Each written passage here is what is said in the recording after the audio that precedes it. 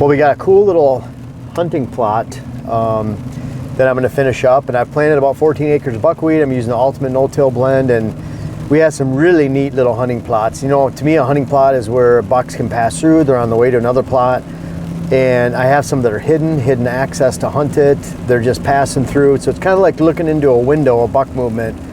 And I've normally been planting the buckwheat, but I ran out yesterday, and all the way from, well, I guess southern UP of Michigan, John Comp from Northwoods Whitetail Seed came, and Brandon from First Choice Food Plots. We're getting some corn planted and some switchgrass grass, and John brought me some buckwheat, but at the same time he wanted me to try his soil builder blend. And we want the buckwheat so we have that what we can lay down over the seed. We can crush it easily.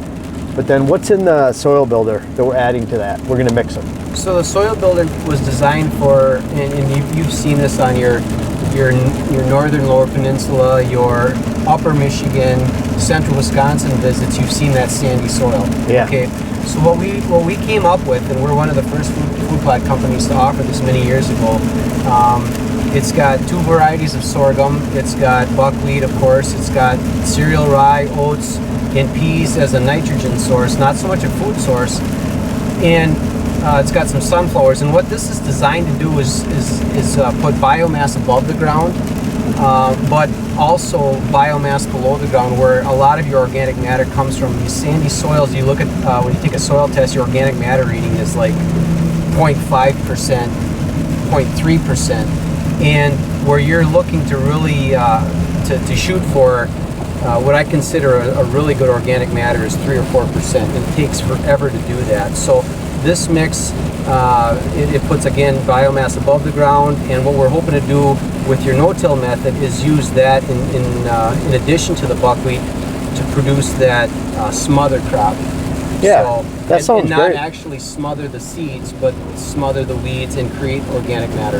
And that sounds great too, because the most important thing is we have to have that crop to crush down over the top of the seeds for the August planting. And we're going to do that. The next step is we're going to take you guys out to that hunting plot, show you what it looks like right now, show you how weedy it is, and how that's going to be a beautiful field of green come this fall, and hopefully we can shoot a big buck out of it. So the next step is we're going to head to the field, and we have John along to make sure I'm doing it right. Well, this is something new. We typically lightly disc this in and then crush it and use it for our fall forage planting, which is all big cereal greens. So we've never done the brassicas into this, so I'm kind of interested to see how this works out. But now that we're mixing it 50-50 with buckwheat, we're going to thin that biomass down a little bit, so hopefully the little brassica and radishes will pop through that. Nice. Well, that sounds good. We're going to head to the field and show you the hunting setup, which is ultimately the most important. Hey, sorry to interrupt this video, but my web class series is finally begun. How to design your whitetail property is on my website, and there's a link in the description. Please check it out. Well, earlier John and I talked about adding his soil builder mix to the buckwheat, and we're adding it to this little hunting plot. We've shown this before, but this is going to turn out to be the perfect little hunting plot, and it just meets all those conditions. It's a pass-through to bigger food. It's complementary to some other food sources, other hunting plots down the road. But the one is about 150 yards away from this. We'll actually be able to put a water hole stand in between the two. There's a draw that comes up, and we'll hump that bench on the top, which connects to the other food plot. But we have all the pieces right here, and really this was never planted before in here. This was ground down last year. The previous owner had plans of putting a food plot in here. So what I did is I came in here and simply sprayed it. I sprayed it with 2,4-D and Roundup, 2 quarts per acre of glyphosate, and 1 pint per acre of 2,4-D, and got a good kill. And then we just put this seed down. I'm going to actually spray on Tuesday. It's Sunday right now, or Monday, so I'm going to spray tomorrow, and I'll get a good kill on the rest of the weeds that are still here. You can see how much is dead. That soil builder mixed with buckwheat will improve the soil, but at the same time I'll be able to seed into it in early August and smash it all down and get the good growth of late planted beans, peas, late planted rye, and then the other half I'll put a brassica blend. And I can't wait for this. This is going to be, it really is a great hunting plot. Then I'll show you some of the pieces we have here. We have some apple trees mixed in here, natural apple trees. They're getting a lot of sunlight. You see apples on them already, so we're excited about that. And the mock scrape here, this has been hit really well. In fact, this is the first scrape that we know of that we recognized where we got the Negan buck and, the Kermit buck. So Kermit was here, giant walking in. We had a decent buck over the last couple weeks.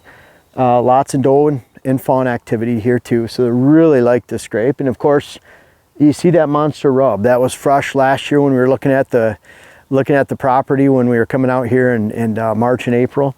And so I don't know, maybe they scarred that thing up just to get us to buy the property, but we were pretty excited. It looked very natural, and we can't wait. I'm sure they didn't do that. You can see right here, have a nice natural scrape in this location. I will get rid of that because I want the deer to focus on that licking vine and that vertical scrape only.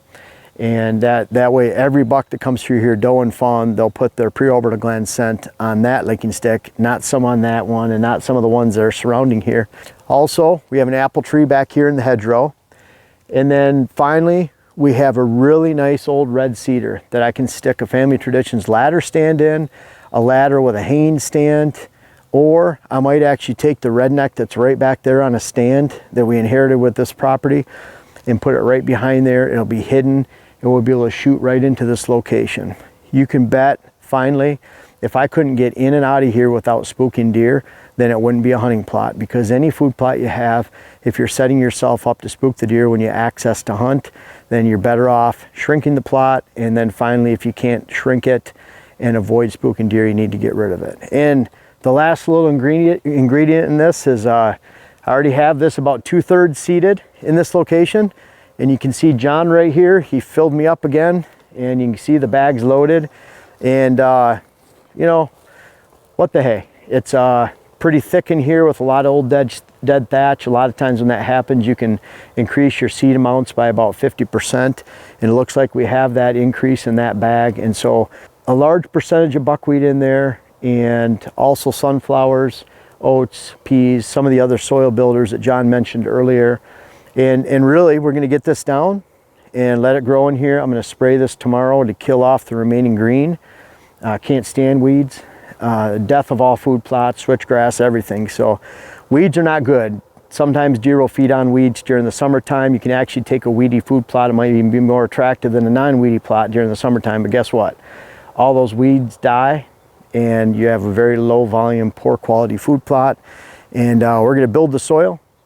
We're going to get this in the ground right now. Appreciate it, John, and for helping out today. It's been fun having you. Rain's falling already, so it's going to be green pretty quick. Yeah, I've had the fun task of riding around the QuietKat. I love it. It's been awesome going through the puddles and mud, and feel like a little kid right now. And but we're going to get this planted. We're going to bring it to you with this trail camera right here.